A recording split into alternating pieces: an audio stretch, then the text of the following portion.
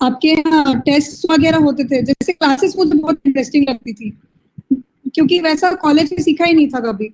क्योंकि कॉलेज में ऐसा रहता है 6 सब्जेक्ट एक साथ चलते हैं, तो टाइम आप हर सब्जेक्ट में उतना टाइम नहीं दे पाते। लेकिन जैसे स्टार्टिंग में आपके यहाँ C++ और TOC चल रहा था, तो TOC मुझे बहुत इंटरेस्टिंग लगा जिस तरीके से आपने पढ़ाया था, और स्ट्रेस भी काफी इंटरेस्टिंग लगा था। तो वो चीज बहुत मोटिवेट करती थी कि अगर मतलब ऐसा था कि कॉलेज में ऐसा लगता था कि कितना डिफिकल्ट है, ये कैसे पढ़ेंगे, लेकिन जिस जिस आसान तरीके से हमें समझ आ गया और पढ़ने में आ गया, तो उससे काफी मोटिवेशन मिलता है कि हाँ, अगर मुझे समझ आ रहा है तो मैं क्वेश्चंस भी सॉल्व कर पाऊंगी इस पे। और प्लस सर वो तो रहता ही है कि अगर एक बार जो कॉम्पिटिटिव कोई भी एग्जाम की तैयारी में घुस गए हो, और जैसे जैसे प्रिपरेशन करते जाते हैं, वो मोटिवेशन फिर और आते ही जाते हैं। और सर आपकी तो क्लासेस के एंड में वो रहता ही था मोटिवेटिंग पार्ट, एक हर लेक्चर के एंड में, तो वो उससे काफी फायदा हुआ था। तो कोमल, एक कैसे प्रिपरेशन करनी चाहिए, आप कैसे प्रिपरेशन अपने आप को कैसे मोटिवेट रखते थे, क्योंकि एक लंबी जर्नी रहती है ना गेट की तैयारी, तो कैसे अपने आप को मोटिवेट रखते थे जब आप कभी डिमोटिवेट होते थे या लो फील करते थे, तो अपने आप को मोटिवेट करने के लिए क्या करते थे, और कैसे प्रिपरेशन अपना प्लान किए थे, आप थोड़ा सा ब्रीफ में बताएंगे तो अच्छा रहेगा। तो उसके बाद ये लोग अपना फिर डाउट पूछ सकते हैं। हाँ सर। इसके बाद तुम्हारा आईसी का क्या एक्सपीरियंस रहा, तो तुम एनआईटी से पढ़ी हो, तो आईसी जाने से कितना फायदा तुमको हुआ, कि कितना बेनिफिट हुआ, तुम्हारा विजन और कितना क्लियर हुआ वहां जाने के बाद, या नहीं गए होते तो क्या मिस हो जाता लाइफ में। जी सर। तो फर्स्ट क्वेश्चन को पहले आंसर करूंगी कि मेरी प्रिपरेशन स्ट्रैटेजी कैसी थी। तो ऐसा है कि गेट की प्रिपरेशन 2 तरीके से यूजुअली लोग करते हैं, एक बिना कोचिंग के और एक कोचिंग के। मेरे ख्याल से ज्यादा आसान तरीका ये है कि आप कोचिंग ज्वाइन कर लो, और सर बहुत अच्छा पढ़ाते हैं।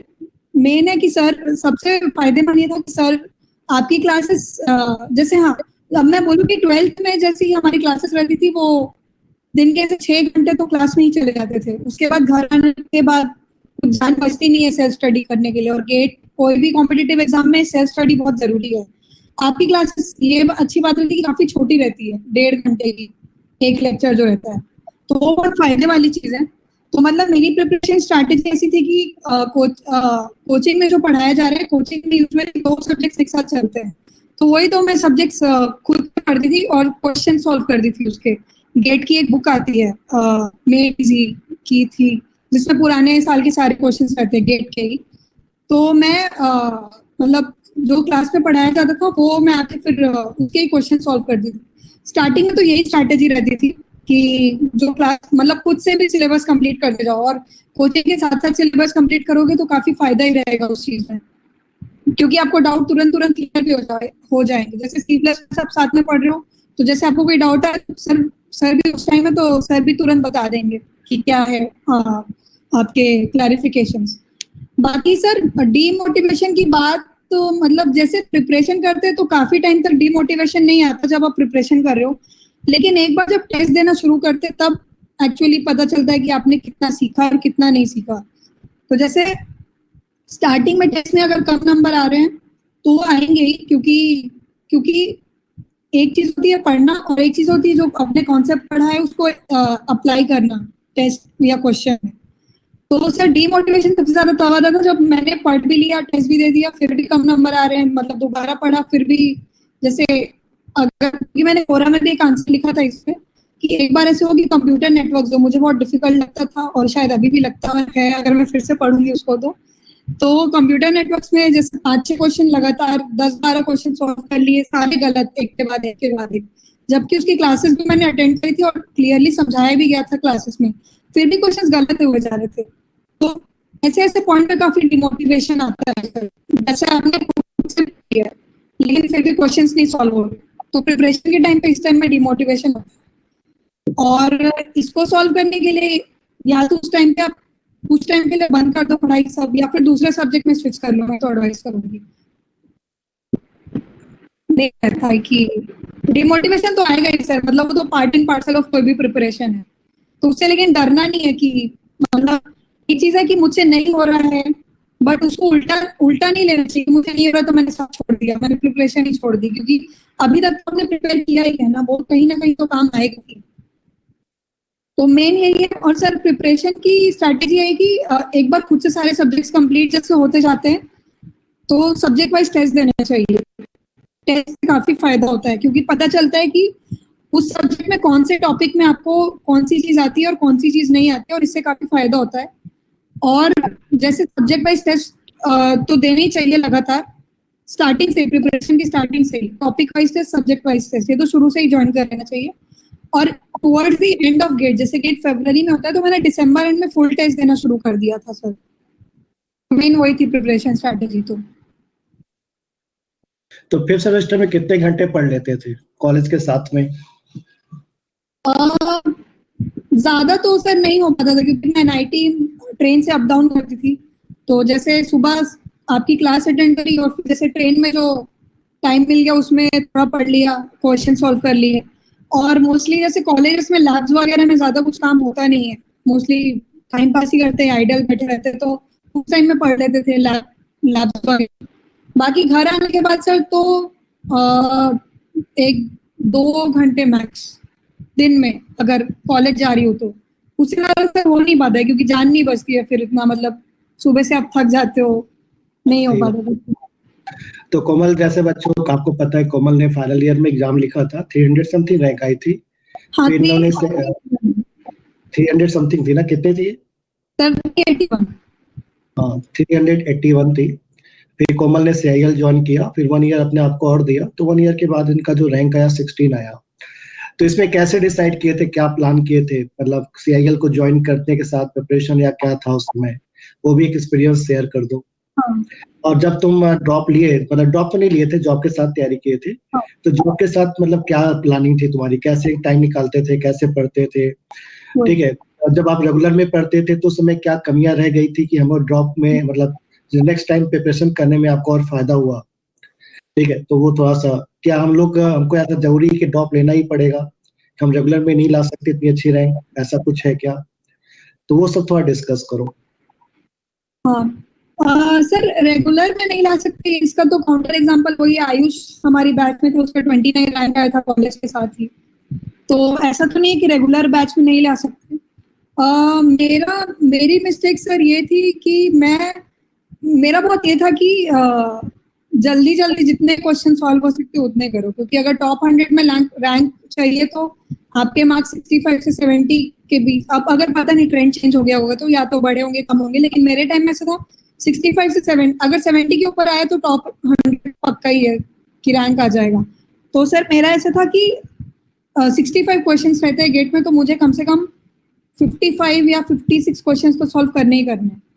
तो उस चक्कर में सर मैंने बहुत हड़बड़ी करी थी कि जल्दी जल्दी करो, जल्दी क्वेश्चन सॉल्व करो। और मेन बात वही है कि कामली सॉल्व करना और हरी में सॉल्व करने में बहुत फर्क, जल्दी सॉल्व करने में और हरी में सॉल्व करने में बहुत फर्क रहता है।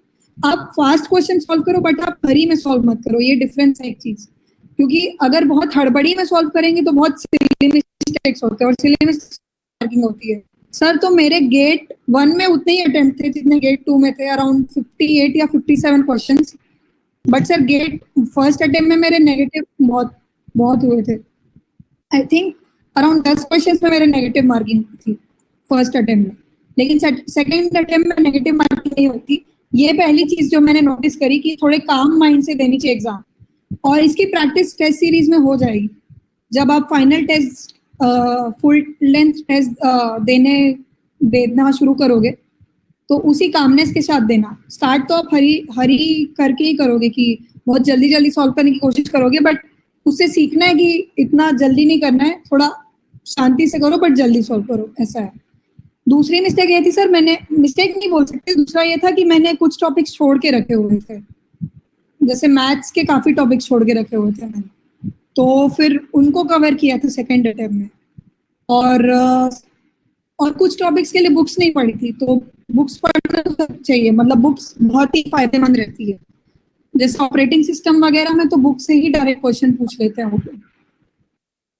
इतना मुझे याद है सर, एक एग्जांपल क्वेश्चन था, ऑपरेटिंग सिस्टम में राउंड रॉबिन शेड्यूलिंग और अलग अलग टाइप की शेड्यूलिंग होती है, तो उसमें एक क्वेश्चन आता है कि कितने नंबर ऑफ कॉन्टेक्स्ट स्विचेस होंगे, कोई ऐसा क्वेश्चन था सर। वो बुक में एग्जैक्टली उस चीज का डायग्राम दिया हुआ है तो उस डायग्राम से देख के मतलब ऐसा है कि प्रोफेसर जो है बड़ी बड़ी यूनिवर्सिटीज की, जब क्योंकि अब मैं पढ़ चुकी हूँ, प्रोफेसर्स की थिंकिंग ऐसी रहती है कि स्टैंडर्ड बुक्स पढ़नी चाहिए कि उसमें, क्योंकि उसमें कंटेंट बहुत अच्छा रहता है।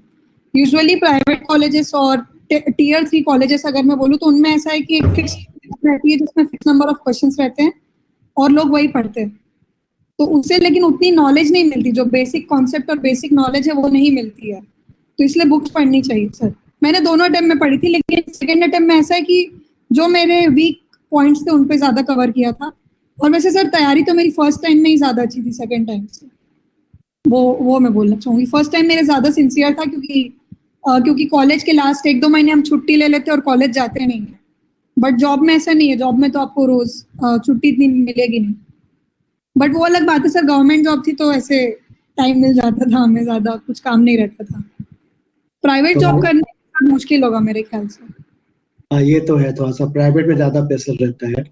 हाँ तो कोमल, जैसे आप आईसी पहुंचे, तो यहाँ की पढ़ाई में और वहाँ की पढ़ाई में ऐसे कोई बुराई नहीं करना है अपने को, लेकिन क्या डिफरेंस क्या था, क्या लेवल था, ऐसा क्या लगा कि आपको कि वहां जाने के बाद मैंने काफी चीजें अचीव की, शायद मैं यहाँ ना आती तो ये सब चीजें मिस हो जाती लाइफ में। सर, जमीन आसमान का फर्क है। मतलब सर, मतलब मैं ऐसा बोलूंगी कि अभी तक जो मेरी लाइफ है उसमें से सबसे जो 2 बेस्ट ईयर्स है वो आईएससी के हैं, ये तो मैं बोलूंगी। क्योंकि सर एक लर्निंग कर्व जो, मतलब अगर मैं ग्राफ बनाऊं तो अगर इंजीनियरिंग का ग्राफ ऐसा जाता है तो एमटेक का ग्राफ ऐसा एक्सपोनेंशियल चले जाता है ग्राफ, उसका उतनी ज्यादा लर्निंग होती है आईआईसी में। बहुत बहुत बहुत बेसिक और बहुत बेसिक सिंपल मैथ से शुरू करते हैं फर्स्ट सेमेस्टर में सब्जेक्ट्स, और सर काफी हेक्टिक रहते हैं। मतलब ऐसा है कि सर यूजुअली गेट में रैंक आने के बाद हम लोग आसमान में रहते हैं कि सब आता है, हमें सब आता है। एक बार जब आईएससी पहुंच जाओ या किसी अच्छे कॉलेज पहुंच जाओ, 1-2 लेक्चर के बाद सर समझ आता है कि हमें कुछ नहीं आता है। अभी तक जो था वो कुछ भी नहीं था, जो सीखा था वो बहुत आगे, बहुत सारी चीजें सीखने की। और सर 2 साल के बाद ऐसा है कि लोग बोलेंगे कि एमटेक कर लिया, थीसिस कर ली, इतना बड़ा काम कर लिया, बट सर वो फीलिंग आती है कि बहुत कम आता है सीखना और बहुत सारी चीजें अभी सीखने के लिए। तो मेरे सर काइंड ऑफ इंजीनियरिंग में हर सब्जेक्ट की बेसिक ब्रेड्थ कवरेज हो जाती है, कि हर सब्जेक्ट का बेसिक नॉलेज थोड़ा थोड़ा थोड़ा पता रहता है हर सब्जेक्ट के बारे में। बट आईआईसी में वही है, या आईटी में भी, कि आपको हर सब्जेक्ट के अंदर की इन डेप्थ पता चलेगी कि एक्चुअली कैसे चीजें काम कर रही है। और सर मोस्टली आईसी में काफी मैथमेटिकल ओरिएंटेड कोर्स रहते हैं, वो बहुत बहुत इंटरेस्टिंग है सर, काफी इंटरेस्टिंग चीज है, काफी नई चीजें सीखने के लिए मिलती है। तो ऐसा कभी लगा तो नहीं आईसी पहुंच के कि गलत डिसीजन हो गया, कभी बहुत ज्यादा मेहनत करनी पड़ रही है यहाँ पे आने के बाद? नहीं सर, ऐसा कभी नहीं लगा। मेहनत तो सर ऐसा है कि सब, मतलब साथ में बैचमेट्स रहते ही आपके, वो भी उतनी इक्वली मेहनत, तो मतलब वो ऐसा है सर, मतलब ये थॉट ही नहीं आता कि इतनी मेहनत करनी पड़ रही है। मतलब गलत डिसीजन मुझे तो नहीं लगता कि मैं बोलूंगी, मुझे आज तक नहीं लगा कि मैंने गलत डिसीजन ले लिया। क्योंकि सर वही मुझे ऐसा था कि जॉब तो मुझे ज्यादा इंटरेस्ट नहीं रहता है जॉब करने में, मतलब तब नहीं था। अब तो मैं अब क्योंकि काम काफी इंटरेस्टिंग है। बट हाँ, ऐसा है कि जॉब मतलब वही लर्निंग, अब क्योंकि सर खुद में डिफरेंस पता चलता है कि पहले मुझे इतनी चीज आती थी और अब मेरा लेवल कहाँ है। लेकिन उस लेवल में पहुंचने के बाद और पता चलता है कि मैं अभी भी लेवल काफी नीचे ही है। मतलब सही बात आपके है। आजू बाजू इतने सारे लोग रहते हैं जिन्होंने, जैसे बहुत अच्छे प्रोफ्स रहते हैं, पीएचडी स्टूडेंट्स रहते हैं जिन्होंने अपनी फील्ड में काफी काफी डेप्थ में पढ़ी ली हैं चीजें, तो उनको देख के काफी ह्यूमिलिटी और वो आ जाता है सर। वो तो है, जैसे अपने अपने अपने अंदर हम लोग ग्रोथ देखते हैं ना, कि हमको पहले ये नहीं आती थी, ये आ रही है, उसको हाँ देख सर। कर खुश महसूस होती है। कि हाँ मैंने सर। लास्ट बैच में अपने आप को देखो कि मैंने लास्ट बैच में ऐसे पढ़ाया था, इस बैच में थोड़ा अलग पढ़ाया है मैंने। हाँ सर। तो नॉलेज में तो ग्रोथ होता ही है 100%। हाँ तो यहाँ पे एक स्टूडेंट ने आपसे डाउट पूछा है, थोड़ा सा नीचे देखो चैटिंग में। मिस्टर हाँ गौरव, ये बिहार के रहने वाले हैं हाँ। और अभी ऑनलाइन क्लासेस ज्वाइन किया इन्होंने, अभी पढ़ रहे हैं इलेक्ट्रॉनिक्स में, इन्होंने बी कंप्लीट किया है। तो कुछ एडवाइस मांग रहे हैं आपसे, देखिए। Suggestions for students who BTech in 2016. Suggest 2021 suggestions as in, मतलब सर गेट में फर्क नहीं पड़ता शायद कि आप कौन से बैच से इंजीनियरिंग पास आउट हो। मेन वही है कि गेट में आपके सारे बेसिक कॉन्सेप्ट्स क्लियर होने चाहिए, चाहे आप ईसी से हो या फिर कोई भी ब्रांच हो, उसमें CSIT का ज्यादा फर्क नहीं पड़ता। आई थिंक बस IIT रुड़की में ऐसा है कि वो लोग सिर्फ CS और IT फील्ड से ही लेते हैं एमटेक में, नॉट एमटेक में भी नहीं। ये शायद आपको बता पाएगा, बट प्रिपरेशन वाइज ऐसा कुछ डिफरेंस नहीं है। जो आप इनको प्लेसमेंट में कोई प्रॉब्लम तो नहीं होगी वहां जाने बिल्कुल की? प्रॉब्लम नहीं है सर। जैसे मैं बताऊं कि ISC में मेरे साथ सिविल वाले भी थे, मतलब मेरा लैबमेट था, वो सिविल इंजीनियरिंग किया हुआ था, वो भी आगरा से था। तो प्लेसमेंट में बिल्कुल फर्क नहीं पड़ता। मतलब ऐसा है कि प्लेसमेंट वाले कभी ये नहीं देखते कि आपने ECE किया है या क्या किया है। अगर आप कंपनी ये चाहती है कि वो जो प्रॉब्लम दे रही है आप सॉल्व कर पा रहे हो तो आपको ले लेगी। उनको फर्क नहीं पड़ता कि आप कौन सी ब्रांच से हो, क्या कर रहे हो। और उनको पता है कि आपने IC में या फिर इस कॉलेज में अपने एमटेक में कौन कौन से सब्जेक्ट्स कंप्लीट किए हैं, तो उनको फर्क नहीं पड़ेगा कि आप कौन सी ब्रांच से हो। और प्लेसमेंट की प्रिपरेशन काफी अलग होती है सर। वो एक दो वेबसाइट से उनमें से क्वेश्चन सॉल्व करना पड़ता है और लॉजिकल रीजनिंग ये सब रहती है चीजें। एक डाउट और है, सत्यनारायण का है, नीचे देखोगे आप तो ये भी अपने राजस्थान से है और अभी अपने पास ऑनलाइन क्लासेस ज्वाइन किए, अभी पढ़ रहे हैं।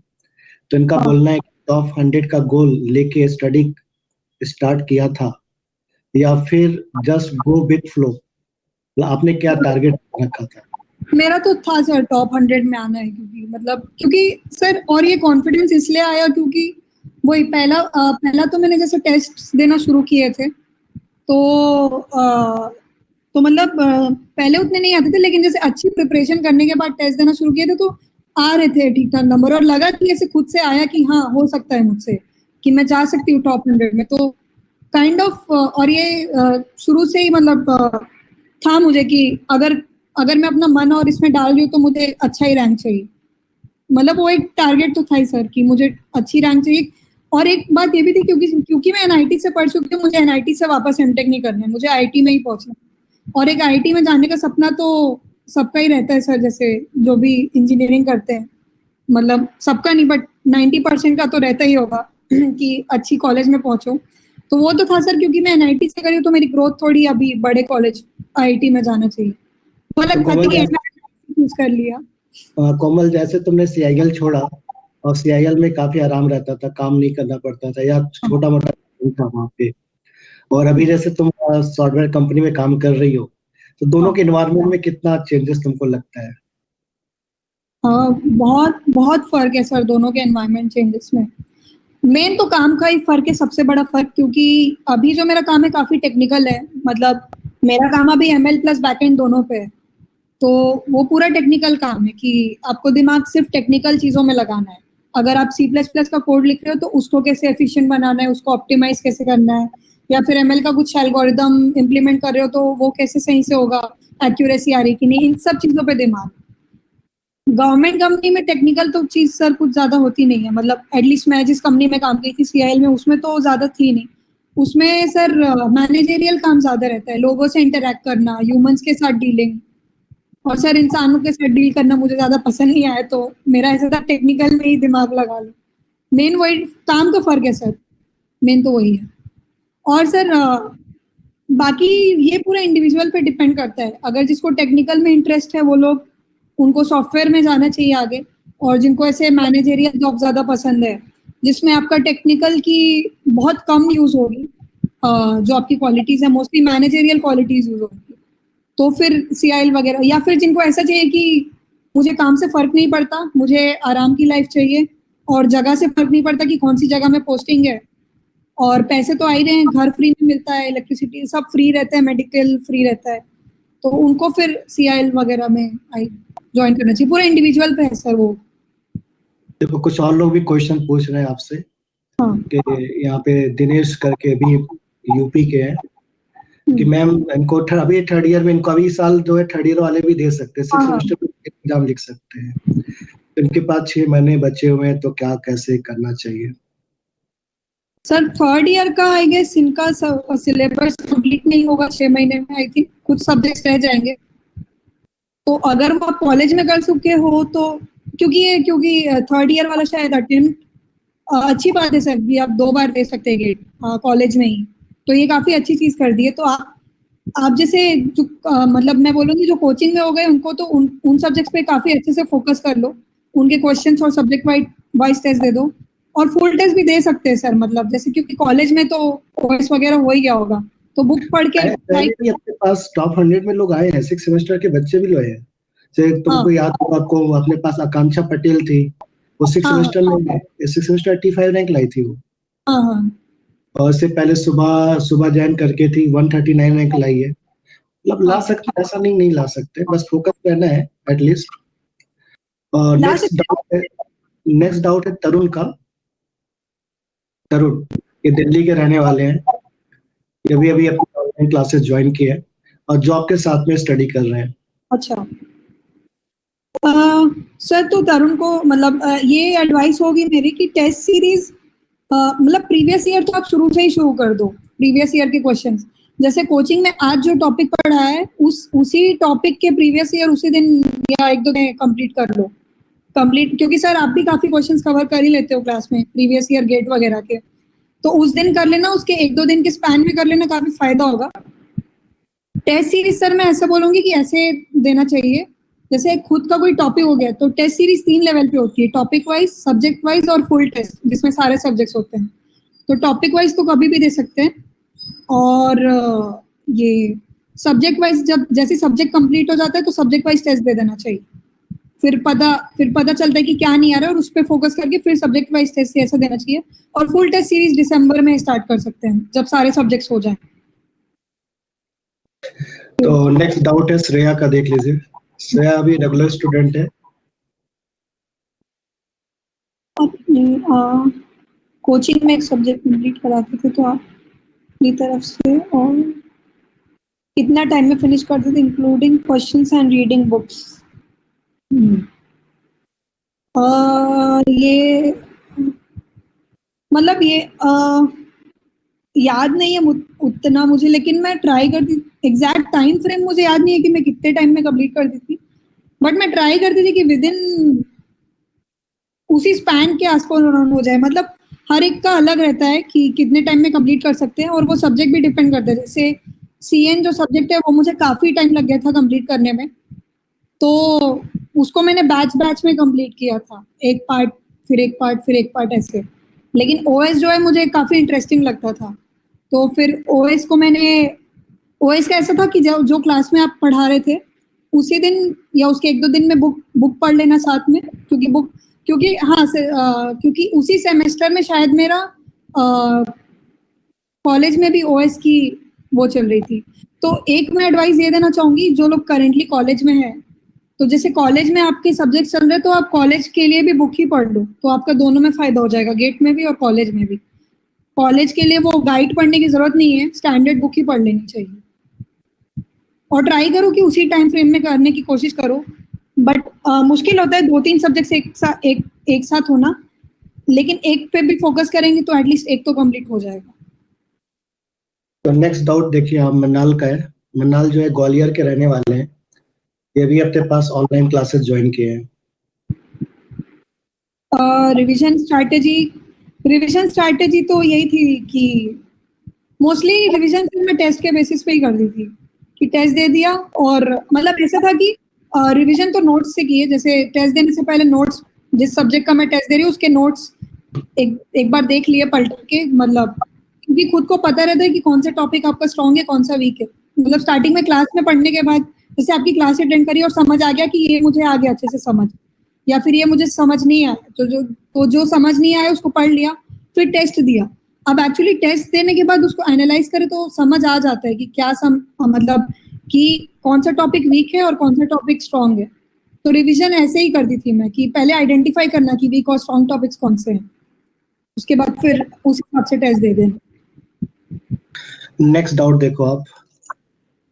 नेक्स्ट डाउट है कि कोडिंग को लेकर बहुत ज्यादा कंफ्यूजन रहता है बच्चों का, कि आप जैसे आप एनआईटी में थे तो आप कोडिंग पे, जैसे आपने वहाँ उस समय कितना कोडिंग किया था और आईएससी जाने के बाद क्या कोडिंग की है, और दोनों के में लेवल में क्या फर्क है?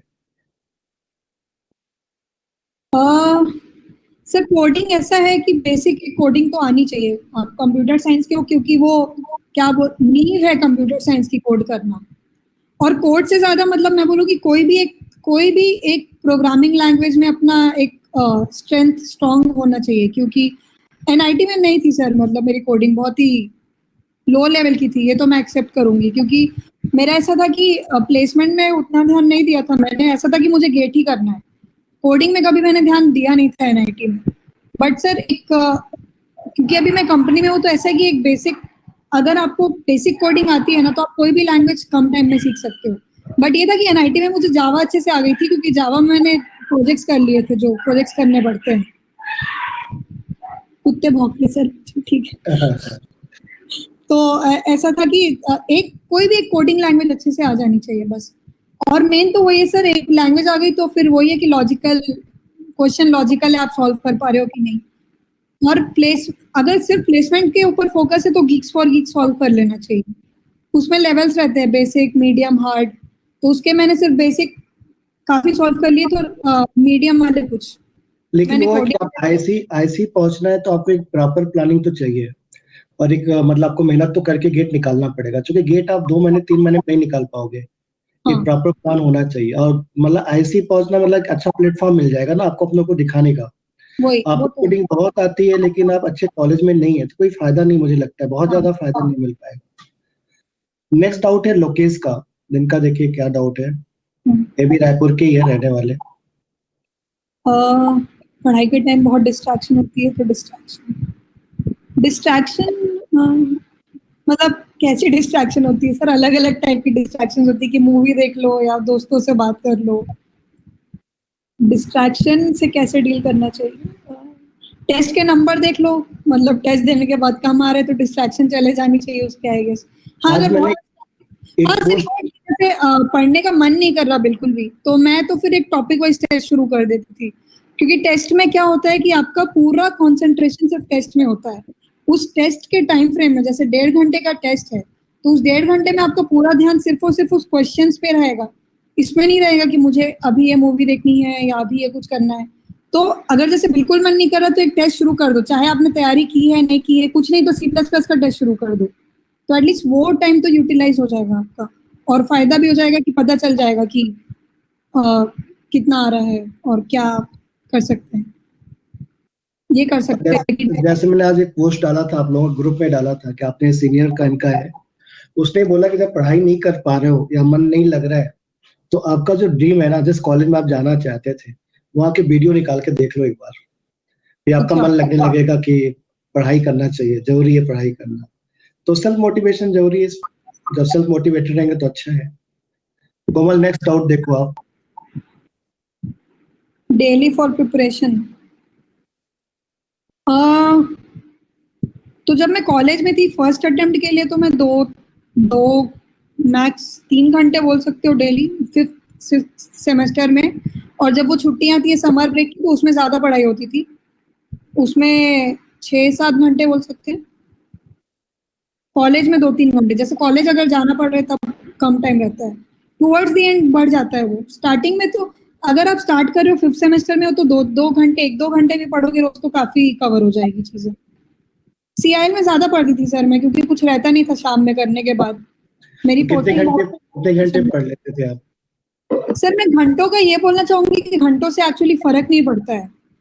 कई लोग इफेक्टिवली 1 घंटे में उतना पढ़ लेते जितना लोग 3 घंटे में पढ़ते, तो वो पर्सन टू पर्सन काफी डिपेंड करता है। तो आप खुद एनालाइज करो कि आपका वो इफेक्टिव टाइम कितना है, और खुद फाइंड आउट करो कि आपको एक टॉपिक लर्न करने में कितने घंटे लग रहे हैं। तो ऐसा है कि कई लोग 14-14 घंटे पढ़ते हैं, कई लोग वही चीज 2-3 घंटे में कर लेते हैं, तो वो काफी इंडिविजुअल पे डिपेंड करता है सब। नेक्स्ट डाउट वो देखो है कि डाउट। सिंसियर रहना चाहिए, मतलब गेट में मेरे ख्याल से दिमाग, और मतलब ऐसा है कि आईक्यू वो तो थोड़ा मैटर करता है, बट उससे ज्यादा मैटर करता है आप कितने सिंसियरली उसके तरफ आप काम कर रहे हो, कितने सिंसियरली आप पढ़ाई कर रहे हो, मेन वो है। नेक्स्ट डाउट देखिए आप। नोट्स और प्रीवियस ईयर के गेट ओवरफ्लो, नहीं मतलब स्टैंडर्ड बुक तो पढ़नी चाहिए सर। बुक्स मतलब ऐसा नहीं है कि आप कोई टॉपिक छोड़े और वो कवर नहीं कर रहे हो कोचिंग में, ऐसा बिल्कुल भी नहीं है। बट ये है कि उसका बुक्स पढ़ने से उस टॉपिक में एडिशन मिलता है और काफी क्लैरिटी आती है। ऐसे कि बुक्स पढ़ने से और डाउट्स आते हैं, और जितने ज्यादा डाउट्स है उतना अच्छी बात है। मतलब जितने ज्यादा डाउट्स आ रहे हैं उतना मतलब आप उतने अच्छे से सीख रहे हो। और ऐसा है कि बुक्स पढ़ने से एक और फायदा ये है कि भले जैसे कुछ लोगों का रैंक टॉप 100 में नहीं आता, लेकिन आता है ये मिड रेंज में 300 to 500 की रेंज में। इसमें कोई कॉलेज में डायरेक्ट एडमिशन मिलती नहीं है, पहली बात, जनरल कैटेगरी के लिए बोलूँ तो। लेकिन इंटरव्यूज के लिए हर कॉलेज से कॉल आएंगे, RA MTech के इंटरव्यूज के लिए। और अगर आप किसी प्रॉफ के सामने बैठे हो तो वो गेट का क्वेश्चन कभी नहीं देंगे, वो कुछ कॉन्सेप्चुअल ही पूछेंगे, और ये कॉन्सेप्चुअल चीजें काफी बुक पढ़ने से बहुत क्लियर हो जाती है। तो सिर्फ नोट्स और प्रीवियस ईयर के गेट ओवरफ्लो से नहीं, नोट्स प्लस बुक्स मतलब पढ़नी चाहिए, स्टैंडर्ड बुक्स तो पढ़नी चाहिए। आजकल एक चीज और देख रहा हूँ मैं कि बहुत यूट्यूब पे बहुत सारे लोग वीडियो डालते रहते हैं, तो बच्चे क्या होता है बुक्स पढ़ने के बजाय ना लोगों के वीडियो खोज खोज के पढ़ते रहते हैं। तो मुझे लगता है उससे भी बहुत लॉस हो रहा है लोगों का, क्योंकि आप बुक्स पढ़ नहीं रहे हो तो आगे पीछे कहानी पता नहीं चल रही, उल्टे सीधे वीडियो आप देखे जा रहे हो, टाइम तो आपने खराब कर ही दिया और फायदा भी नहीं मिला आपको, तो एक ही कंसेप्ट को देखे जा रहे हैं बस। तो आजकल बहुत से लोग चूंकि सभी को देखो बिजनेस सभी को करना है, तो बिजनेस करना है तो लोग क्या करते हैं अपना अपना वीडियो बना बना के डालते रहते हैं वो लोग। ठीक है, अब बच्चे इस वीडियो में जाल में फंस जाते हैं। ठीक है, इनके वीडियो देखे फिर उसके बाद दूसरा वीडियो देखे तीसरा, जितनी देर ये लोग जंप करते हैं दूसरे दूसरे वीडियो पे, अब मुझे लगता है कि उससे ज्यादा अच्छा बुक्स पढ़ने ज्यादा बेनिफिट है इनको। हाँ, ठीक है, क्योंकि टाइम खराब होता है इससे तो। और वीडियो कंटेंट का मेन वही है कि अगर आपको एक टॉपिक के 10 वीडियो के बाद भी समझ नहीं आ रहा है कि उस टॉपिक में क्या हो रहा है, तो मतलब वो सारे 10 वीडियोस काम के नहीं थे। इससे अच्छा आप पहले तो बुक पढ़ लो, मुझे ऐसा लगता है कि फायदा होगा कि, और ये, और सिर्फ कुछ टॉपिक्स है सर जिसमें वीडियोस काफी फायदेमंद है, सिर्फ बहुत कम टॉपिक्स ऐसे CSA के जो है मुझे याद आ रहे हैं, मोस्टली तो बाकी मैंने बुक से ही पढ़ा था क्योंकि CSA की बुक पढ़ने का टाइम नहीं बचा था मेरे पास। लेकिन अगर स्टार्टिंग से जो प्रिपेयर कर रहे हैं उनके पास टाइम काफी है, तो उनको बुक्स तो पढ़नी चाहिए। और वीडियो लेक्चर्स आप मतलब सर काफी अच्छा ही पढ़ाते हैं, तो वीडियो लेक्चर्स मतलब आप नेक्स्ट डाउट देखो यहाँ पे, किसका सर? सभी का बहुत सारा डाउट आ गया है। कॉमन डाउट ही है। PYQ क्या होता है sir? Previous year question bank. अच्छा, टेस्ट सीरीज, हाँ सफिशिएंट है, काफी है मतलब। अमरदीप का डाउट देखो आप। अमरदीप जो है कलकत्ता के रहने वाले हैं, ये भी ऑनलाइन क्लासेस ज्वाइन किए हैं अभी और जॉब के साथ ही प्रिपरेशन कर रहे हैं। इनका कितने बोलना है कि कितना फुल लेंथ टेस्ट देना जरूरी है। तो जो ऑनलाइन टेस्ट सीरीज मैंने दिया था तो वो दिसंबर एंड में शुरू किया था, जितना याद है मुझे 30th या 29th दिसंबर को शुरू किया था मैंने। और हर 1-2 दिन में एक टेस्ट दे दी थी, मतलब एक टेस्ट आज जैसे दे दिया फिर उसको एनालाइज भी करना काफी जरूरी है। मेन सिर्फ टेस्ट देना जरूरी नहीं है, एनालाइज करना जरूरी है कि इस टेस्ट में गलती कहाँ हुई है, और एक काइंड ऑफ मिस्टेक्स का पैटर्न पता चल जाता है कि इसी टाइप के क्वेश्चन में काफी मिस्टेक्स हो रहे हैं, तो वो पैटर्न बनाने के लिए टेस्ट देना जरूरी है। प्लस तो आप गिन लो कि हर 2 दिन में एक टेस्ट दे देना, दिसंबर एंड से जनवरी एंड तक। और सर जो आपके टेस्ट होते थे वो आपके यहाँ जो फुल लेंथ हफ्ते में एक बार होते थे शायद। हाँ, अभी तो ऑनलाइन हो गया अपना भी सब चीजें, हाँ तो अभी ऑनलाइन स्टार्ट हो गया है। तो नेक्स्ट डाउट देखिए यहाँ पे, इनका बोलना है कि लॉकडाउन के टाइम को कैसे यूटिलाइज करें। टाइम ज्यादा मिल रहा है तो कैसे यूटिलाइज करें। सर लॉकडाउन का, हाँ सर मोस्टली तो वही है कि लॉकडाउन में अभी टाइम बैरियर नहीं रहा है, टाइम बहुत है, लेकिन अब सिर्फ एक मेंटल बैरियर से हो गया क्योंकि सब बोर हो चुके हैं और ऐसे ग्लूमी सा एनवायरनमेंट बन गया है कि कुछ हो नहीं रहा है लाइफ में, ऐसा बहुत काफी लोगों से ऐसे देखने मिला है ये सब। बट एंटरटेन भी रखो आप खुद को, जैसे लॉकडाउन में कि ऐसे दिन में 6-6 7-7 लगातार घंटे पढ़ोगे तो वो ज्यादा से ज्यादा 3-4 दिन होगा, उसके बाद फिर वो ग्लूमी थॉट्स आएंगे ही आएंगे। तो बीच बीच में खुद को एंटरटेन भी रखो, मूवी वगैरह देख लो, बट पढ़ाई भी करो। मतलब ऐसा बोलूंगी कि अभी लॉकडाउन में क्योंकि आप बाहर कहीं जा नहीं सकते हो, तो ऐसे माइंड सिर्फ पढ़ते रहेंगे तो वो बहुत ग्लूमी सा लगेगा, और फिर कुछ एक पॉइंट के बाद भले आप बैठे हो पढ़ रहे हो लेकिन वो जा नहीं रहे कॉन्सेप्ट दिमाग के अंदर, ऐसा हो जाएगा। तो ऐसा है कि मतलब आप थोड़ा एंटरटेनमेंट रखो खुद को, और एक दो हॉबीज कर लेनी चाहिए लॉकडाउन साथ में, पढ़ाई के साथ साथ, मतलब क्योंकि टाइम तो अभी काफी है। नेक्स्ट डाउट यहाँ पर है कि शुभम ने पूछा है कि इनका है कि मैम मेरा क्वेश्चन आपसे ये है कि आप क्या सभी सब्जेक्ट को सेम प्रायोरिटी देते थे कि अलग अलग प्रायोरिटी देते थे सभी को, मतलब इसको ज्यादा पढ़ना है इसको कम पढ़ना है, ऐसा कुछ? तो ऐसा है कि सर मतलब पहला तो ये कि गेट में कुछ फिक्स नहीं है कि ये सब्जेक्ट इम्पोर्टेंट है, इस सब्जेक्ट से इतने मार्क्स के ही क्वेश्चन आएंगे।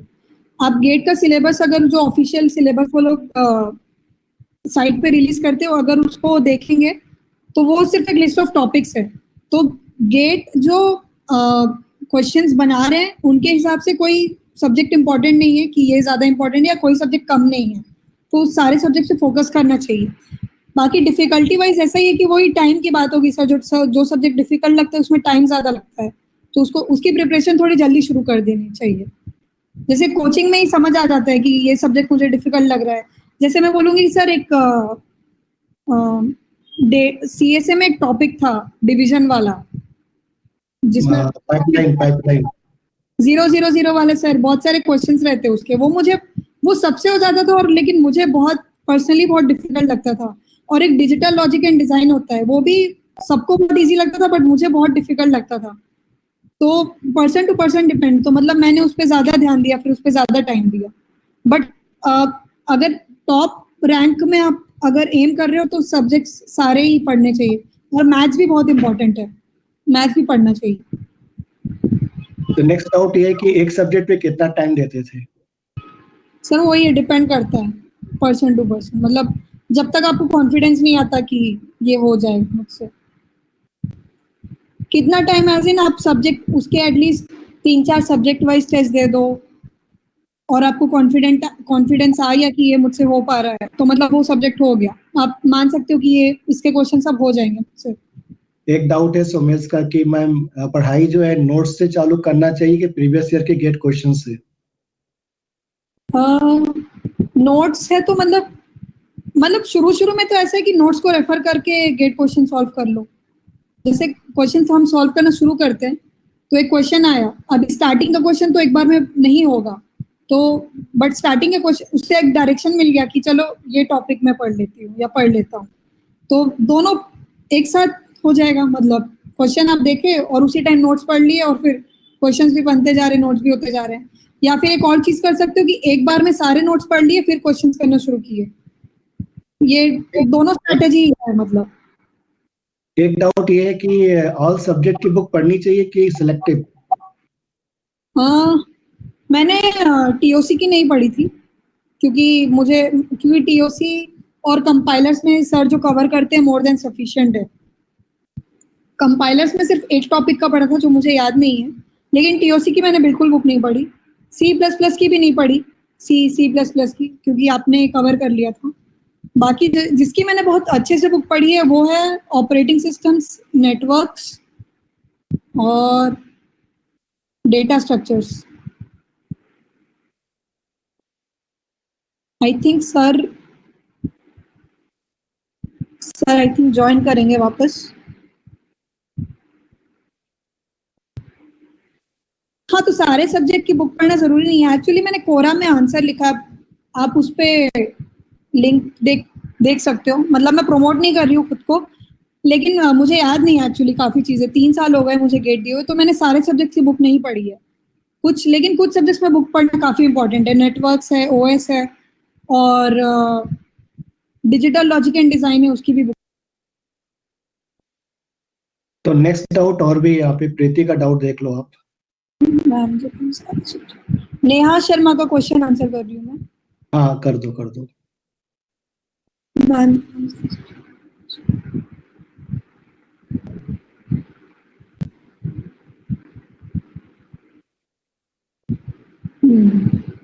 तो जैसे फुल टेस्ट दिया है कोई क्वेश्चन, तो क्वेश्चन ये कि फुल टेस्ट देते तो बहुत कंफ्यूजन होता है टॉपिक्स में, क्योंकि फुल टेस्ट, हाँ ये डिफरेंस है सब्जेक्ट वाइज और फुल टेस्ट में कि सब्जेक्ट वाइज टेस्ट में एक ही सब्जेक्ट का रहता है तो स्विचिंग बहुत कम होती है, लेकिन फुल टेस्ट में एक सब्जेक्ट के बाद दूसरे सब्जेक्ट के बाद ऐसे रैंडम ऑर्डर में कॉन्टेक्स्ट स्विच बहुत ज्यादा होता है क्वेश्चंस के बीच में। तो इसका तो वही है कि आप जितना ज्यादा फुल टेस्ट एक एक जैसे देते जाओगे, उसको एनालाइज करते जाओ कि कौन से सब्जेक्ट में वीक हो रहा है और कौन से सब्जेक्ट में स्ट्रांग हो रहे हो। तो जिसमें वीक है फिर उस पर ज्यादा फोकस करो, और कंफ्यूजन प्रैक्टिस से ही क्लियर होगी। मोस्टली जितनी प्रैक्टिस करेंगे उससे ज्यादा उतनी क्लियर चीज है। नेक्स्ट डाउट है कि यहाँ पर कि 6 महीने सफिशिएंट है क्या पढ़ाई को लेकर? लोग करते हैं सर 6 महीनों में अरे प्रिपरेशन। तुम्हारा दोस्त था ना, हर्ष ने भी तो किया ही था। हाँ, मतलब वही मैं कह रही हूँ कि लोग प्रिपरेशन करते हैं, 6 मंथ्स में भी कर लेते हैं प्रिपरेशन। मतलब आईएससी में मेरी फ्रेंड थी, उसने भी 6 महीने में ही प्रिपरेशन करी थी। तो ये काफी, लेकिन बट वो स्मार्ट भी उतनी है, काफी स्मार्ट है ये लोग, हर्ष और तो वो खुद पे भी डिपेंड करता है कि आप कितना अच्छे से प्रिपेयर कर पा रहे हो। तो ये फिर से बहुत ही रिलेटिव क्वेश्चन है, पर्सन टू पर्सन डिपेंड करेगा। अगर आपको खुद पे कॉन्फिडेंस है कि 6 मंथ्स में हो जाएगा, क्योंकि कोई एक फिक्स्ड एल्गोरिदम टाइम नहीं है कि गेट में अगर मैं हर घंटे 6 घंटे पढ़ूंगी इस सब्जेक्ट को तो मेरा गेट निकल ही जाएगा या नहीं निकलेगा, ऐसा नहीं है। मेन है कि कॉन्सेप्ट समझो आप चीजों के, हर सब्जेक्ट का कॉन्सेप्ट समझो। अब किसी को कॉन्सेप्ट समझने के लिए ज्यादा टाइम लगेगा, किसी को कम टाइम लगेगा, तो उस हिसाब से प्लान करना चाहिए। बट एक जनरल स्ट्रैटेजी यही है कि सब्जेक्ट्स कंप्लीट करते जाओ और फिर फुल टेस्ट पे ध्यान दो। घोष का, ये भी कोलकाता से ही है, मतलब वेस्ट बंगाल की है। हाँ। और इनका पूछना है कि मेरा क्वेश्चन ये है कि क्या आईसी में जॉब से ज्यादा रिसर्च में अपॉर्चुनिटी ज्यादा होता है? आईसी में सर दोनों दोनों अपॉर्चुनिटीज है, जॉब की भी है, अच्छी अच्छी जगह पे जॉब्स मिल जाती है, प्लेसमेंट भी काफी अच्छी है, और रिसर्च की भी है, दोनों की अपॉर्चुनिटीज है। मतलब सर आईसी के बारे में मिसकंसेप्शन बहुत है कि वहां सिर्फ रिसर्च होती है और जॉब नहीं मिलती है, बट ऐसा नहीं है। मतलब मेरी पूरी बैच प्लेस्ड है और काफी लोग पीएचडी में भी गए, काफी नहीं मतलब कुछ लोग पीएचडी में गए हैं। तो एमटेक के बाद जैसे आप एमटेक करते हो तो आपको समझ आ जाता है कि आपको आगे जॉब करनी है या रिसर्च में जाना है, तो दोनों की अपॉर्चुनिटीज है। ओके। अच्छा, क्या ऐसा भी है कि कैसे मान लो कोई मैथ्स का है, मैथ्स में उसने एमएससी किया है, तो तुम्हारे साथ एमएससी के बच्चे आते थे वहां पढ़ने के लिए, सीएस में आए हो पढ़ने के लिए? सिविल का हाँ, तो तुमने सिविल का तो बताया कि सिविल से बी किया हुआ आया है, तो क्या एमएससी से भी लोग करके आए? बैकग्राउंड सर वेरी कर सकता है एक्चुअली। मतलब एडमिशन का क्राइटेरिया वही है कि गेट क्लियर करना। वो सिर्फ आई थिंक एक दो कॉलेजेस है जिनमें ब्रांच मैटर करती है, वो ढूंढना पड़ेगा इंटरनेट पे। बाकी मोस्टली तो जनरल है कि अगर गेट में रैंक आए तो आपको मिल जाएगा एडमिशन। अपॉर्चुनिटी सेम मिलेगी ना, जैसा सीएस वालों को मिल रहा है उतना उसको भी मिलेगा। हाँ, अपॉर्चुनिटी सेम मिलेगी, वो है। हम्म, वही है जैसे, लेकिन बैकग्राउंड अगर किसी का नहीं है, जैसे ऑपरेटिंग सिस्टम्स कोर्स ले लिया है, तो सर हाँ, कोर्स ले सकते हो आप, लेकिन वही उनको ज्यादा मेहनत करनी पड़ेगी क्योंकि उनके पास वो बेसिक बैकग्राउंड नहीं पता। जैसे किसी को जैसे किसी ने एमएससी मैथ्स किया है, लेकिन अगर उनको पता ही नहीं कि शेड्यूलिंग क्या होती है तो वो थोड़ी दिक्कत हो सकती है। लेकिन सर ऐसे में बहुत बहुत ज्यादा इंटेलिजेंट और बहुत स्मार्ट लोग रहते हैं, तो एक्चुअली जो हाँ। सीएस वाले नहीं रहते हैं उन लोग सीएस वालों से ज्यादा अच्छा कर लेते हैं, ये तो मैंने देखा। एक डाउट और है इनका कि सर मैडम मैं अभी गेट के साथ कोडिंग नहीं कर पा रहा हूँ, तो ये कब और कैसे इम्प्रूव हो करूँ? कोडिंग रोज करने की जरूरत नहीं है। मतलब अगर आपने किसी एक लैंग्वेज पे आपका वो हो गया है तो वीकली एक टाइम फिक्स कर लो कि इतने, जैसे वीकेंड पे सैटरडे 2 घंटे में बैठ के गीक्स फॉर गीक्स का कोई क्वेश्चन सॉल्व कर लूंगा, तो वो सही रहेगा। ऐसा जरूरी नहीं है रोज कोडिंग करना, क्योंकि जब भी प्लेसमेंट का टाइम होगा तब तो कोडिंग करनी पड़ेगी, तब तो सब प्रिपरेशन करते ही हैं। तो अभी कर सकते हो, जैसे वीक में एक स्लॉट फिक्स करके उस टाइम पे कर सकते हो, रोज करना जरूरी नहीं है। हम्म, डिपेंड करता है कि आप कोडिंग कर क्यों रहे हो। गेट में तो उतना पूछते नहीं है कोडिंग। हाँ, कोडिंग बाद में भी कर सकते हैं, टाइम तो रहता ही है, गेट निकालने के बाद भी 2-3 महीने हाथ में रहते हैं, हाँ, गेट निकालने के बाद भी 2-3 महीने रहते हैं हाथ में, तो और उस समय भी कर कोडिंग सकते हैं। मास्टर करने के लिए 2-3 महीने तो काफी है। नेक्स्ट डाउट यहाँ पर कि मल्टीपल सब्जेक्ट का रिवीजन कैसे करना चाहिए?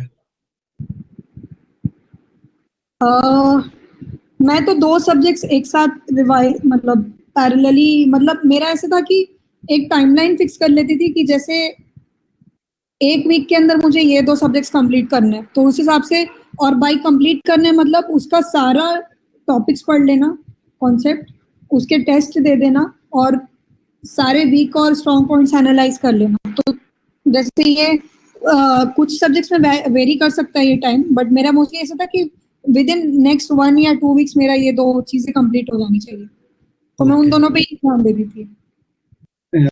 नेक्स्ट डाउट है यहाँ पर इसका प्रीति साहू का। प्रीति ने पूछा है कि how you analyse your self ma'am, कि आपकी प्रिपरेशन हो गई है सब्जेक्ट की, क्या आप अपने आई गेट के बैच में टॉपर में थे? तो जब यहाँ पे तुम टेस्ट देती थी तो टॉप 10 में तो आती ही थी तुम, हाँ सर, रहती थी हाँ टॉप टॉप 5 10 में? में, बट टॉपर तो हमेशा टॉप 5 में तो हाँ, आ ही जाते थे वैसे टॉप 5 में। बाकी प्रिपरेशन वही सर टेस्ट से ही पता चलता है। सब्जेक्ट वाइज अगर टेस्ट दे दिए, सब्जेक्ट वाइज टेस्ट में नंबर अच्छे आ रहे हैं, मतलब प्रिपरेशन अच्छी हो हाँ गई। जी जी जी जी। नेक्स्ट डाउट देखिए यहाँ पे, यूजर्स है ये। I GATE study material is sufficient for gate.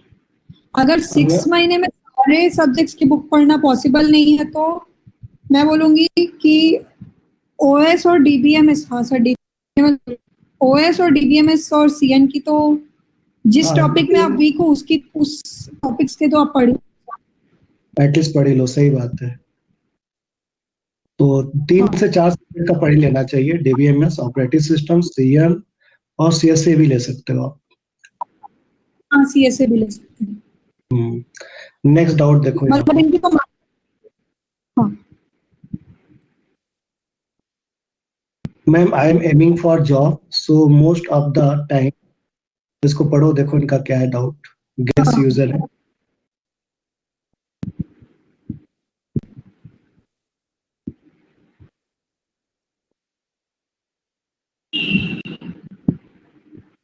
आ, इसमें बहुत सारी चीजें आ गई है इस क्वेश्चन में, एमएल, डेटा साइंस, कोडिंग और गेट की रैंक।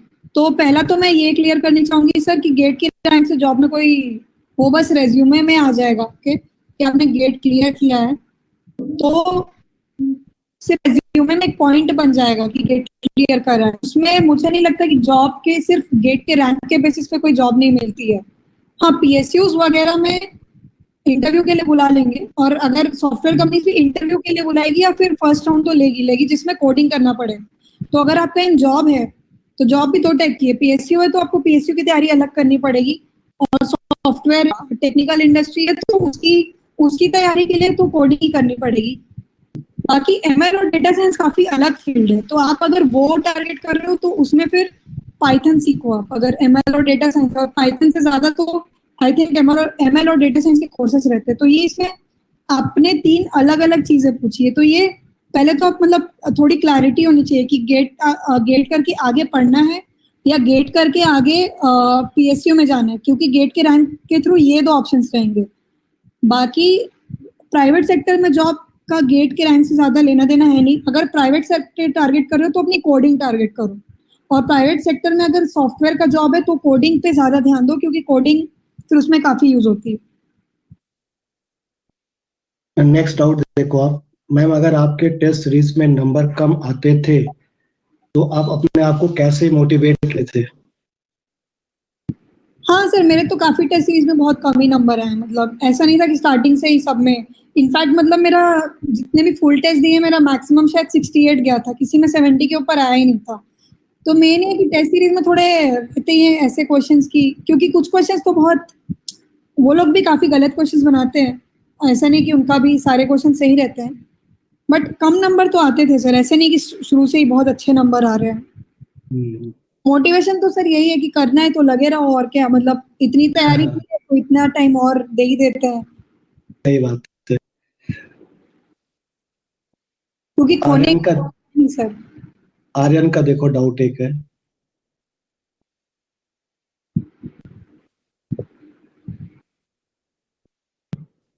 माइंड सेट, नर्वसनेस तो रहती है गेट एग्जाम के दिन, टू बी ऑनेस्ट। मतलब मैं नर्वस थी काफी, बट वही था कि कामली देना और शांति से देना है, फिर देखा जाएगा जो होगा। कि मतलब मैं अपना पूरा 100% देने की कोशिश करती हूँ।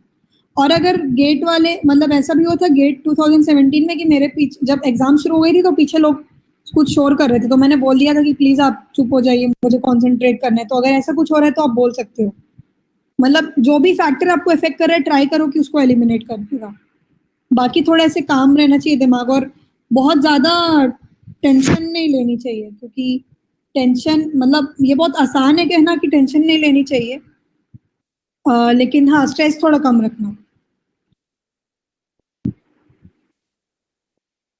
एनपीटीएल के वीडियोस हाँ देख सकते हैं। मतलब मैंने तो, मुझे जितना याद है मैंने एनपीटीएल ज्यादा देखा नहीं था, बट देख सकते हो अगर टॉपिक, एनपीटीएल के लेक्चर्स अच्छे होते हैं अगर आप वो कॉन्सेप्ट अच्छा कर देंगे, बट वही है काफी टाइम लग जाता है उसमें। देख सकते हो अगर स्टार्टिंग हो प्रिपरेशन की, अभी स्टार्टिंग है, 1-2 साल बाद 2022 में देना है तो दे सकते हो, देख सकते हैं एनपीटीएल के लेक्चर्स।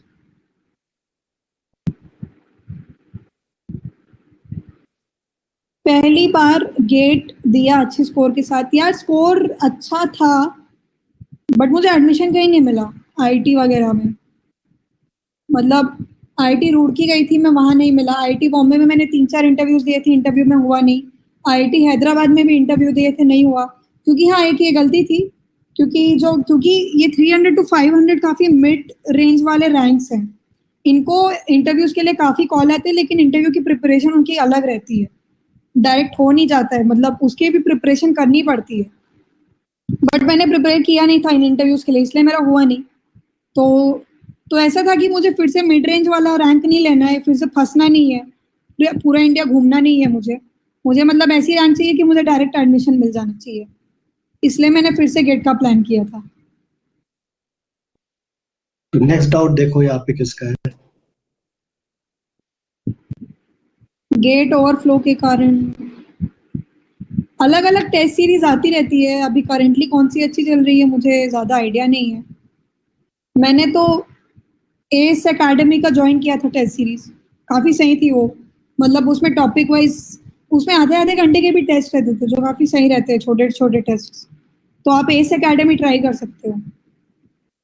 बाकी मतलब ये बहुत ही मेरे टाइम पे 3 साल पहले की बात है ये। तो अभी करेंटली कौन सा अच्छा है, आप शायद जस्ट जो सीनियर्स निकले उनसे पूछ सकते। नेक्स्ट गेट, डाउट है यहाँ पर कि मैम क्या गेट के लिए ड्रॉप लेना सही डिसीजन है? ये काफी डिपेंड करता है पर्सन टू पर्सन पे, मतलब बहुत ही, इसका कोई जेनेरिक आंसर नहीं है सर। मतलब ड्रॉप लेना बहुत ही बहुत इंडिविजुअल पे डिपेंड करता है। मतलब अगर किसी में, जैसे किसी ने फर्स्ट टाइम गेट दिया, उनको पता है कि ये हाँ ये मुझसे हो जाएगा, ये मेरी गलतियां थी, नेक्स्ट टाइम हो जाएगा, तो वो ड्रॉप ले सकते हैं।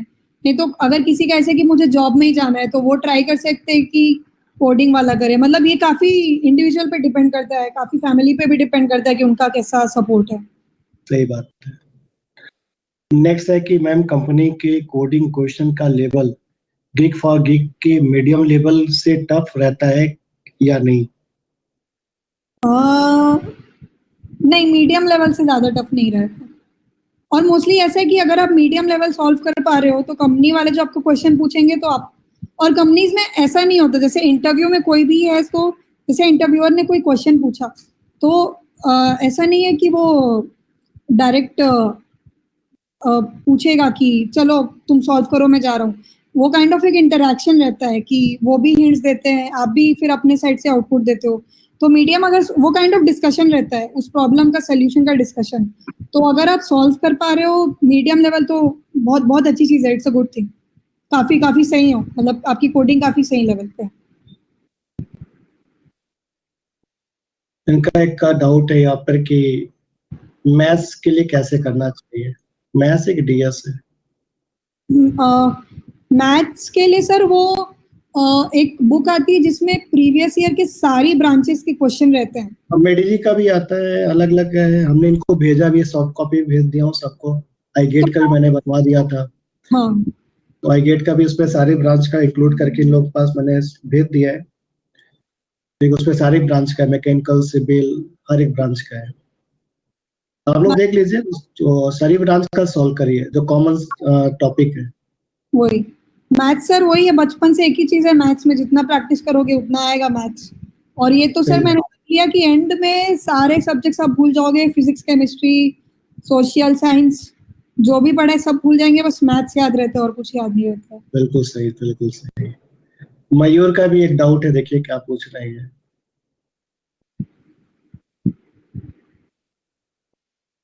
रिलाई दोनों में अच्छा परफॉर्म करो, मैं तो बोलूंगी, मतलब रिलाई एज इन दोनों में अच्छी परफॉर्मेंस रहनी चाहिए। दोनों में ट्राई करो कि अच्छे क्वेश्चन सॉल्व करो, नए टाइप के क्वेश्चन सॉल्व करो और सीखो वो टॉपिक। क्वेश्चन भाई देखो, टेस्ट कहीं का भी तो क्वेश्चन बनना चाहिए मेरे हिसाब से। हाँ तुम ये सोचोगे कि हाँ कोचिंग का खराब है, वहाँ का अच्छा है, या वहाँ का खराब है, यहाँ अच्छा है। तुम्हारी तैयारी 100% है तो हर जगह का क्वेश्चन बनना चाहिए, खत्म बात। वही है सर। ये तुम कैसे डिसाइड करोगे वो खराब है ये अच्छा है, तुमसे बन रहा है कि नहीं बन रहा, वो इम्पोर्टेंट है ना। हाँ वही है सर, क्वेश्चंस बन जाने चाहिए, सॉल्व हो जाने चाहिए, चाहे कहीं के भी हो। आपकी प्रिपरेशन अच्छी है तो क्वेश्चन बनने चाहिए। नेक्स्ट बी राहुल करके हैं, इनका भी देखिए।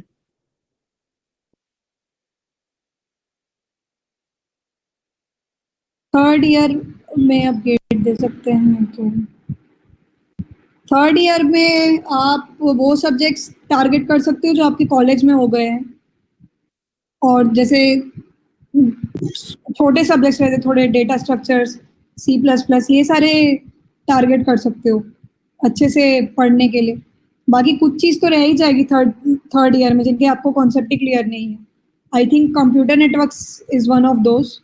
तो थर्ड ईयर तक मतलब जो आपके कॉलेज में हो गया है वो ट्राई कर सकते हो, जो कोचिंग में हो गया है वो ट्राई कर सकते हो। प्रिपरेशन स्ट्रैटेजी तो है नेक्स्ट सब्जेक्ट। एक डीएस, डीएस किस बुक से आपने पढ़ा है? सर नाम याद नहीं है मुझे बुक का, आपने ही जो बताई थी वही पढ़ी थी मैं। तो कारुमाची। हाँ, एक और बताई थी सर आपने, शायद याद नहीं है मतलब। अच्छा, एप्टीट्यूड के लिए क्या करते थे तुम, कैसे तैयार करते थे? एप्टीट्यूड की सर तो वही जो शीट्स मिलती थी उनको ही सॉल्व करते थे और क्लास अटेंड किया था बस, और कुछ नहीं किया था। ओके। वैसे भी तुम लोग एनआईटी वाले थे तो एप्टीट्यूड वैसे भी अच्छा ही था तुम लोगों का। नहीं सर, ऐसा नहीं रहता है एप्टीट्यूड मतलब ऐसा कुछ नहीं। अच्छा, ये लोगों का डाउट रहता है ना, एनआईटी वाले तो खुद ही सब अच्छा होगा इनका, इससे क्या पूछे। अरे नहीं सर, ऐसा नहीं रहता है कि एनआईटी वाले तो सब अच्छा ही होगा, हाँ ऐसा बिल्कुल भी नहीं है। मतलब ये तो मतलब ये थिंकिंग तो निकाल ही देनी चाहिए कि हम पीआईटी से हैं या फिर हम एक्स कॉलेज से हैं और ये एनआईटी से हैं तो ये ज्यादा अच्छे रहेंगे, ऐसा बिल्कुल नहीं है। क्योंकि सर जैसे आप मेरे टाइम में देखोगे तो फर्स्ट अटेम्प्ट में आयुष का 29 रैंक आया था। हाँ सही बात है। काउंटर एग्जाम्पल तभी मिल जाता है हमें। और डिपेंड भी करता हूँ 3 घंटे में क्या हुआ, हाँ वो भी वो काफी भी है। डिपेंड। हाँ, प्रिपरेशन सबके बराबर ही रहती है, वो 3 घंटे में भी ऊपर नीचे हो जाता है थोड़ा सा। ये गौरव का डाउट है यहाँ पर कि ma'am are 3 years course at IISc Bangalore कैसा है? तो एमटेक 3 ईयर आरए कोर्स को एमटेक रिसर्च बोलते हैं आईआईसी में। काफी सही है सर वो, मतलब प्लेसमेंट में कोई डिफरेंस नहीं है। अगर अगर आप placement of point of view से पूछ रहे हो, मतलब दो एस्पेक्ट्स है इसमें। तो एमटेक में 10 कोर्सेज करने रहते हैं ओवर स्पैन ऑफ 2 इयर्स, और एमटेक प्रोजेक्ट रहता है जिसमें आपको रिसर्च करनी पड़ती है। लेकिन एमटेक रिसर्च में सिर्फ 3 कोर्सेज की रिक्वायरमेंट रहती है, तो वो लोग काफी चिल रहते हैं क्योंकि उनको सिर्फ 3 कोर्सेज करने रहते हैं। बाकी उनको रिसर्च पे ज्यादा फोकस करनी रहती है, रिसर्च प्रोजेक्ट पे। तो वो एक डिफरेंस है, बाकी प्लेसमेंट वाइज तो कोई डिफरेंस नहीं है। हम्म। तरुण का एक डाउट है यहाँ पर कि आपकी और बैच। अच्छी बात है कि एमटेक आरए वालों को 3 साल मिलते हैं कैंपस में रहने, तो वो ज्यादा अच्छी बात है क्योंकि कैंपस बहुत अच्छा है। और कैंपस में रहना इस बहुत बहुत अच्छा रहता है, तो ये एक अच्छी चीज है, उनको ज्यादा टाइम मिलता है कैंपस में। तो नेक्स्ट यहाँ पे एक तरुण का डाउट है कि आपके बैच में हाईएस्ट पैकेज क्या रहा था, और एमसीए बैकग्राउंड के स्टूडेंट थे आपके साथ बैच में? एमसीए बैकग्राउंड के थे, बट मैंने पीएचडी में देखे एमसीए बैकग्राउंड के। बट एमटेक में आई थिंक ऐसा कुछ बैरियर है नहीं कि एमसीए वाले आ नहीं सकते। ये आ सकते हैं, 100% आ हाँ सकते हैं, कोई दिक्कत, और पर्सनैलिटी में भी कोई दिक्कत नहीं है, हाँ हाँ। सेम हाई प्लेसमेंट मिलता है। पैकेज तो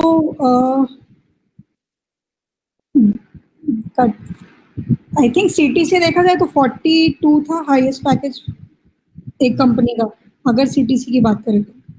अच्छा, इन हैंड कितना, जैसे 42 बोलते हैं तो इन हैंड कितना आता होगा? In hand sir mostly companies का 15 to 17 रहता है कॉमन ही ज्यादा। रहता है मुझे लगता है सभी का। हाँ सर, वो चीज कॉमन है, मतलब हम्म, सीटीसी काफी लोडेड अप फिगर रहता है, लेकिन इन हाँ। हैंड मोस्टली 17, 18, 20, 22 ऐसा ही रहता है। नेक्स्ट डाउट है कि what about CSA in ISC? मतलब ये सर व्हाट अबाउट सीएसए की, बहुत अच्छी जगह है सीएसए, बहुत सारी चीजें सीखने मिलेंगी, बहुत बहुत अच्छे साल रहते हैं सीएसए में। मतलब ये क्वेश्चन बहुत एम्बिग्यूअस है तो सर समझ नहीं आया। चलो कोई दिक्कत नहीं। नेक्स्ट है कि आईआईटी और आईएससी में क्या डिफरेंस है, बेसिक डिफरेंस क्या है? सर ऊपर एक क्वेश्चन था एप्टीट्यूड के लिए, नहीं एप्टीट्यूड मैथ्स। की प्रैक्टिस कब स्टार्ट कर देनी चाहिए?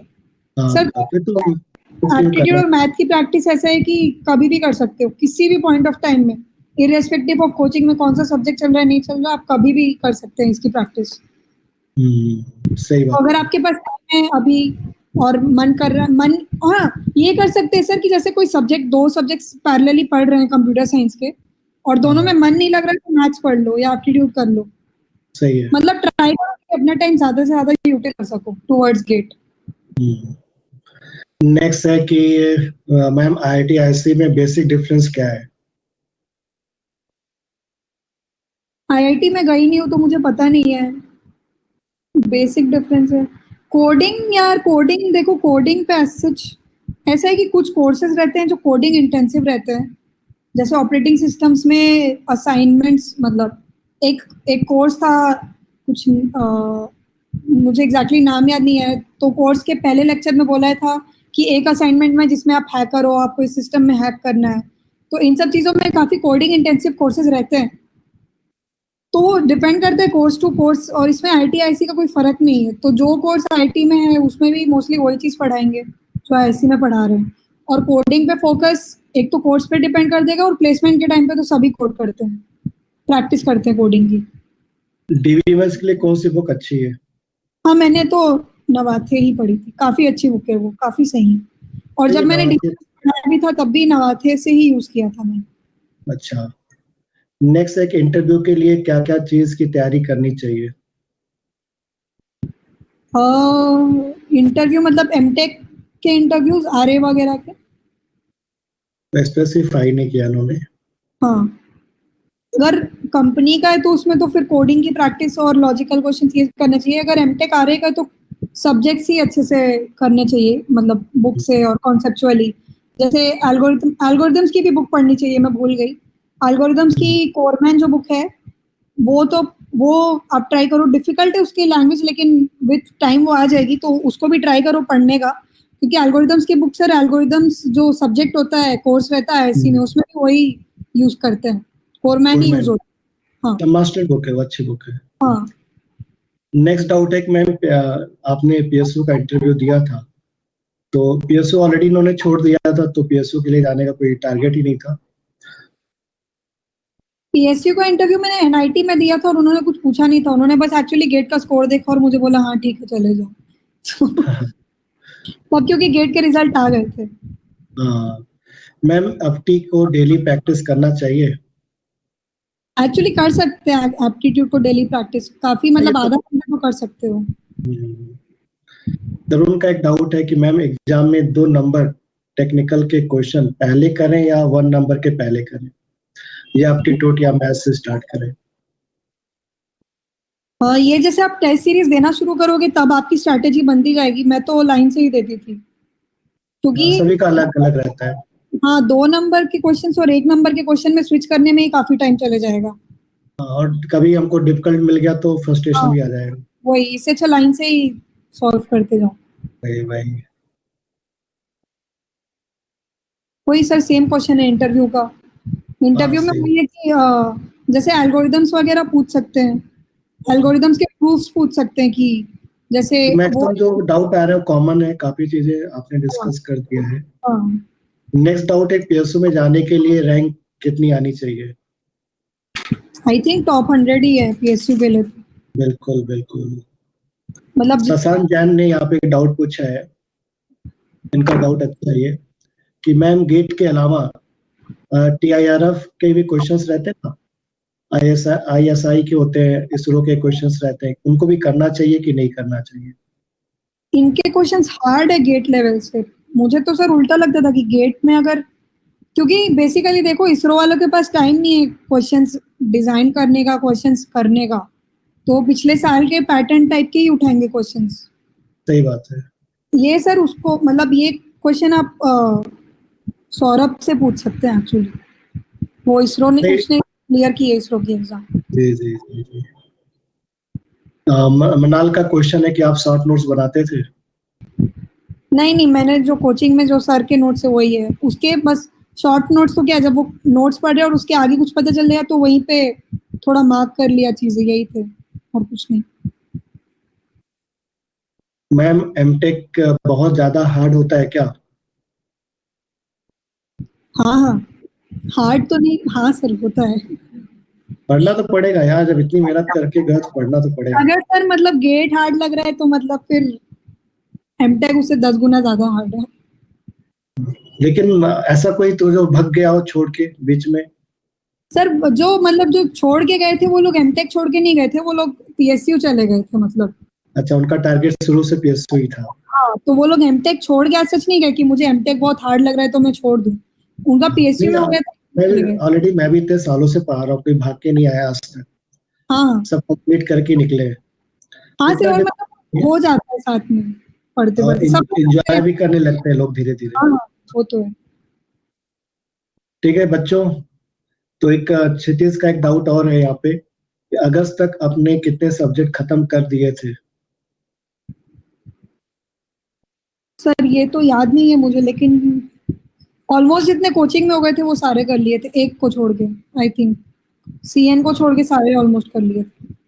मतलब ओके। कौन से अगस्त तक वो भी डिपेंड करता है। हाँ, इनका एक का है कि लाइफ ऑफ आईएससी कैसा था? बहुत बहुत अच्छा है सर, एकदम लाइफ चेंजिंग एक्सपीरियंस है, मैं तो कहती हूँ कि जाना ही चाहिए। काफी मैं तो काफी चीजें सीखने जितने भी मिलती स्टूडेंट से मैं बात करता हूँ जो आईएससी से पढ़े हैं ना, तो बोलते हैं सर आईएससी छोड़ना बहुत दुख की बात लगती है, हैं। हाँ मतलब अंदर ही रहने का मन सर, करता है। वो तो है सर, छोड़ने का मन नहीं करता है इसमें। मैम टेस्ट देना कब से स्टार्ट किए थे? ये लोग जुलाई से स्टार्ट कर दिए थे टेस्ट देना, क्योंकि कोचिंग में स्टार्ट हो जाता था जुलाई से ही। सब्जेक्ट वाइज तो तुरंत ही स्टार्ट कर दो, दिसंबर एंड में आप फुल टेस्ट दे सकते हो। हाँ। हाँ, last 2 month is enough, more than enough for test series and revision. लेकिन लास्ट 2 मंथ मतलब आप इसके लिए रखिए, क्या बोलते हैं, मॉक टेस्ट वगैरह के लिए, और उसके हाँ लिए सब्जेक्ट टेस्ट सभी आप टारगेट करिए कि आपका नवंबर तक खत्म हो जाए। हाँ, सब्जेक्ट वाइज सब शुरू से ही स्टार्ट कर दो। हाँ, जैसे जैसे टॉपिक होते जाए कंप्लीट करते जाओ। हाँ तो कोमल, बहुत अच्छा लगा कि तुम्हारे लोगों से इंटरेक्ट किए, बातचीत किए, जी और सर। लोगों ने इतने डाउट्स तो तुमको क्लास में नहीं पूछते थे जितना आज ये लोग ऑनलाइन में पूछ डाले। हाँ सर, ये अच्छी बात हुई, ये मतलब ये मैंने भी देखा कि ऑनलाइन मतलब क्लास में सब ऐसे डरते हैं या फिर शर्माते हैं, लेकिन ये सही ऑफलाइन। हाँ, तो बच्चों आप लोग एंजॉय किए, आपको बेनिफिट मिला आज के सेशन से? काफी डिमांडिंग था इनका कि कोमल को बुलाया जाए, तो इसलिए हमने तुमको आज मैसेज किया कि